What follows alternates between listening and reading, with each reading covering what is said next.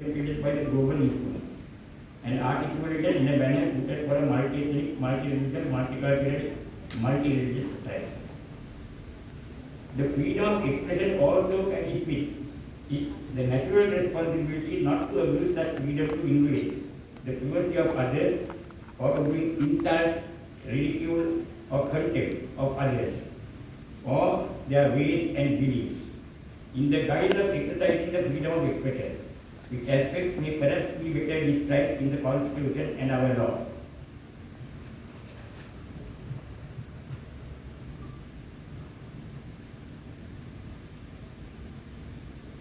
Then, I also submit here that the constitutional right to the freedom of expression, in any case, does not arise in the case of the deliberate abuse of this freedom, when the purported exercise is not so much the exercise of the freedom, but rather its abuse in the guise of the exercise of the freedom. Then, we're moving on to the abuse of this freedom of expression. The problem with the freedom of expression is the abuse of this freedom, as so often seen in the recent past, often by insult, ridicule, or contempt of another or another person's belief or religion, in the guise of freedom of expression, or by the invasion of privacy, also in the guise of freedom of expression, or by the deliberate falsification and malicious innuendo, also in the guise of freedom of expression. In this context, the wisdom of removing criminal defamation from the penal code, which actually both the previous speakers adverted to, comes into my mind whenever in our neighboring India, criminal defamation remains an offence. The removal of the criminal defamation from our law has left a huge lacuna because Vidya is insult, ridicule, and contempt towards an individual on the internet without religious purpose. The law almost is helpless to help that individual.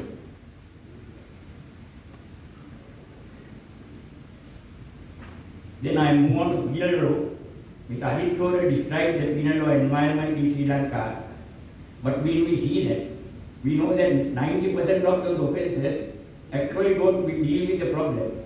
They are old offences with different definitions which do not actually deal with cyberspace in that sense. There is hardly penal law in Sri Lanka to deal with the abuse of the freedom of expression, except the provisions of section 291 and 290B of the penal code. Both of which, however, deal only with the violation of rights and not the insult, ridicule, or humiliation or the emotional violation of an individual.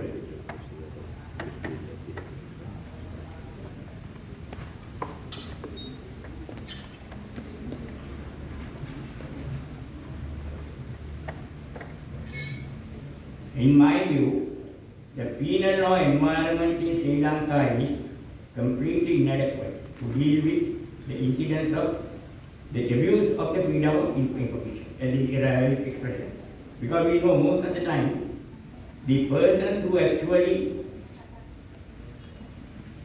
pretend to be exercising the freedom of expression is actually abusing that freedom of expression, treating a subject or a person as a ridiculous or a contemptuous or a frivolous object, and sometimes very bad in a bad way, insulting that purpose. So I would basically say, with regard to proposals, that I am proposing that a definition of this, definition of a new crime, any expression causing harm or injury to a person, or causing harm or injury to the feelings of any community, religion or group of persons, should by itself be recognized as an offence, provided that the abuse was intended, calculated, or the natural effects of that particular expression.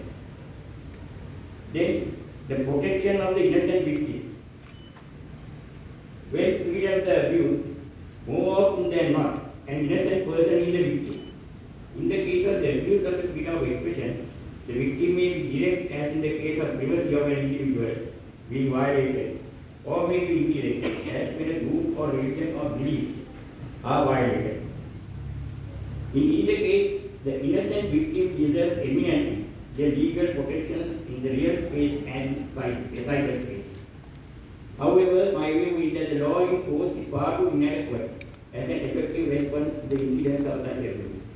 And in cyberspace, we are a long way from attaining these desirable objectives of the both lack of law and procedures, or the knowledge, or the ability, and the infrastructure for such a comprehensive undertaking in cyberspace.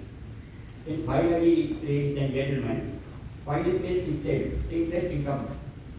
I just make few comments here. Cyberspace is an artificial created space by computers, data, multimedia, and information. This has no physical substance, incorporable, intangible rights, or or substance. We argue that cyberspace, alternative realities, and artificial intelligence in the current age may eventually lead to the creation of an alternative God. An offense in real space is also an offense in cyberspace. So long as offense is capable of being committed in both real space and cyberspace. An offense for the abuse of the freedom of expression, in my view, can be committed both in real space and cyberspace. Whilst, on the other hand, theft, by its very nature, can be committed only in real space. Several issues, however, do arise with regard to jurisdiction. I think the director also mentioned about this. Whilst we may